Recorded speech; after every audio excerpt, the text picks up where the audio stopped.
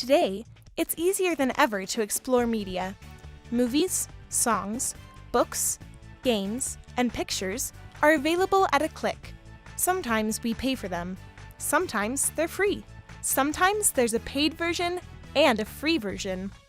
When we find media online for free, there are 3 reasons why that would happen. First, the artist chose to make it available for free. Sometimes when this happens, the artist is still getting paid through advertising that plays with their work.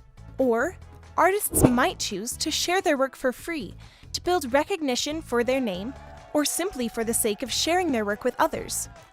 That is every artist's choice. A second reason you might find media online for free is the work is in the public domain. This means the work is not subject to copyright protection.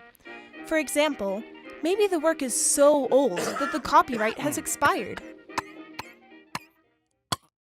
A final reason you might find media online for free is the work is being distributed illegally.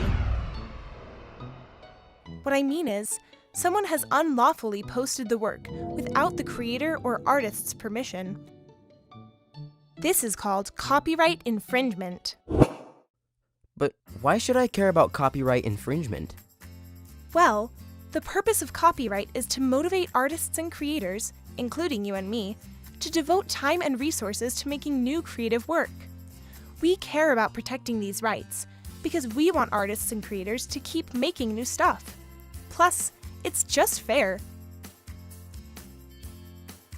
We don't want people taking our photos or videos without our permission and sharing them, so why would we do that to them?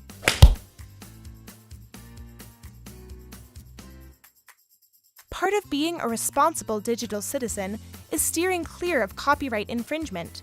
To do that, we need to understand what it is. Show me what you mean.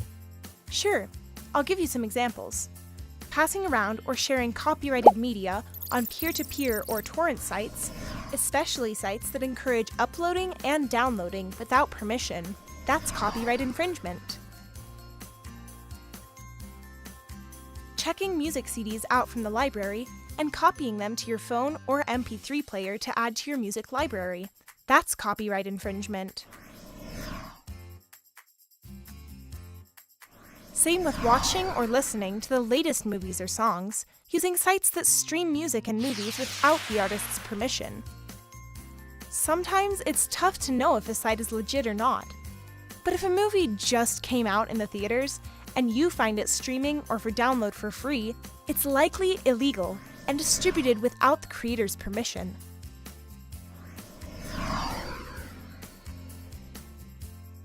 And using file storage sites to allow your friends to download copies of your music library and movies is also a copyright infringement.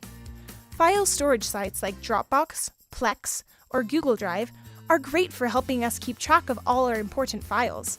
These might include our music and movies, but file storage sites should not be used as a means for sharing copyrighted creative work. These sites prohibit this kind of illegal sharing. Hey, I think I know one. What about using a recording app to make copies of music from an online streaming service? Right, that's infringement too.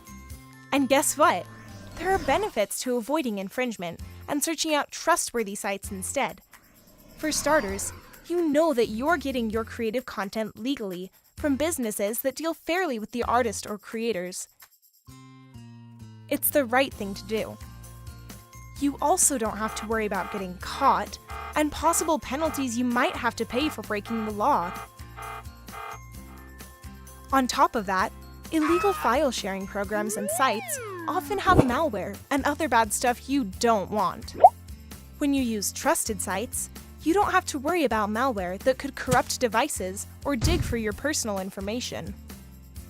Okay, I get there are benefits to being a good online citizen, but sometimes it's hard to know where to go to get media legally. How can I find sites that respect artists' rights? Click through to the next video to find out.